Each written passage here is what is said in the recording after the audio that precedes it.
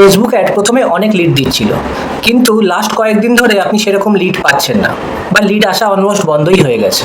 সেটি কেন? চলুন আজকে এই ভিডিওতে আমরা এই বিষয়ে আলোচনা করি। আমি সুদীপ ফ্রম ওয়েব এডুকেয়ার। আমরা ডিজিটাল মার্কেটিংয়ের সার্ভিস আর ট্রেনিং দুটোই প্রোভাইড করে থাকি। ফেসবুক অ্যাডসে লিড আসা বন্ধ হয়ে যাওয়ার তিনটে কারণ হতে পারে। প্রথম কারণ, অ্যাড ফ্যাটিক হয়ে যাওয়া।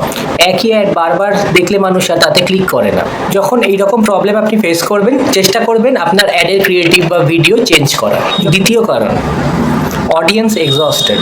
মানে ছোট অডিয়েন্সে যদি আপনি বারবার অ্যাড দেখান, তাহলে মানুষ সেটিতে আর ক্লিক করে না, বরং ওই অ্যাডটি দেখলে তারা বিরক্ত হয়।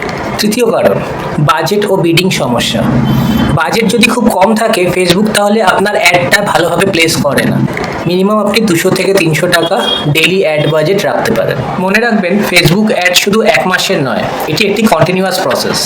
ওয়েব এডুকেয়ারে আমরা প্রপার স্ট্র্যাটেজি দিয়ে অ্যাড ক্যাম্পেইন ম্যানেজ করি। তো দেখা হচ্ছে আপনাদের সাথে নেক্সট কোনো ডিজিটাল মার্কেটিংয়ের টপিক নিয়ে। Thank you.